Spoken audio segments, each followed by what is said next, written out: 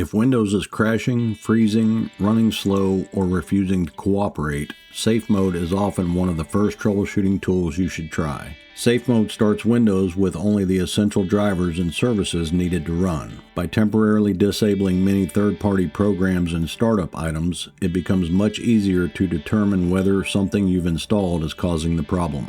The good news is there's more than one way to get there. In this video, I'll show you 4 different ways to boot Windows into Safe Mode, plus one additional method that can be useful in certain situations. Welcome to A Better Tech. Thanks for sharing your time with me. Let's get your computer into Safe Mode. Alright, let's start with the easiest method. If Windows is still working normally, this is the method I recommend.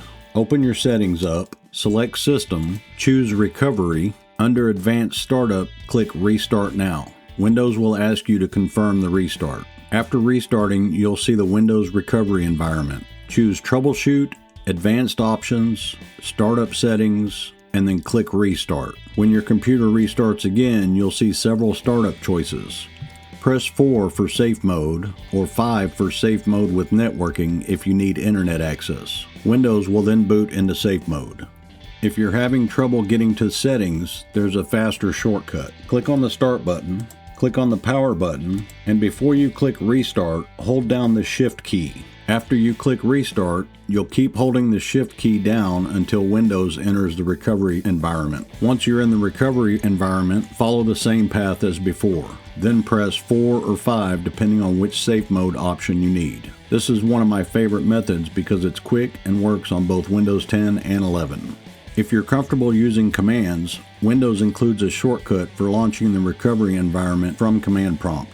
Run Command Prompt as administrator, then type shutdown space /R space /O space /F space /T space 0, then press enter. The /R restarts the computer, /O opens advanced startup options, /F closes running applications, and /T space 0 starts the process immediately.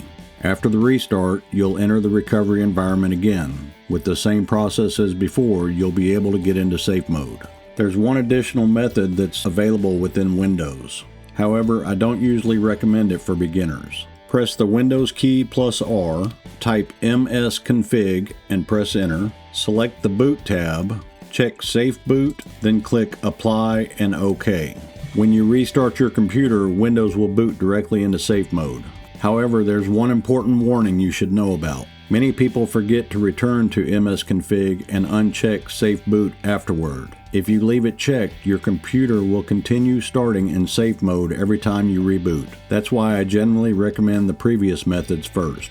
Now, if Windows won't boot at all, Microsoft has a built-in recovery option for that as well. Turn on your computer, and as Windows begins loading, hold the power button down until the computer turns off. Repeat this process 3 times. On the 4th startup, Windows should automatically enter the recovery environment. From there, select Troubleshoot, Advanced Options, Startup Settings, and Restart.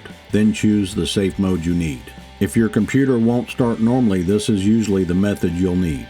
When Windows displays the Startup Settings menu, you'll typically see several different Safe Mode choices. Safe Mode with networking, Safe Mode with Command Prompt. For most situations, regular Safe Mode is enough. If you need internet access to download the updates or troubleshooting tools, choose Safe Mode with networking. The Command Prompt version is generally intended for advanced troubleshooting. Safe Mode is one of the most useful troubleshooting tools built into Windows. Whether you're dealing with crashes, startup problems, driver issues, or software conflicts, Safe Mode can help you isolate the problem and get your computer working properly again. Let me know in the comments which method you use for getting into Safe Mode. And if this video helped you, make sure to check out my other videos or my website for more practical tips and guides to get the most from your tech. Make sure you like and subscribe or I'll have to steal your RAM. Thanks for watching. I'll see you in the next one.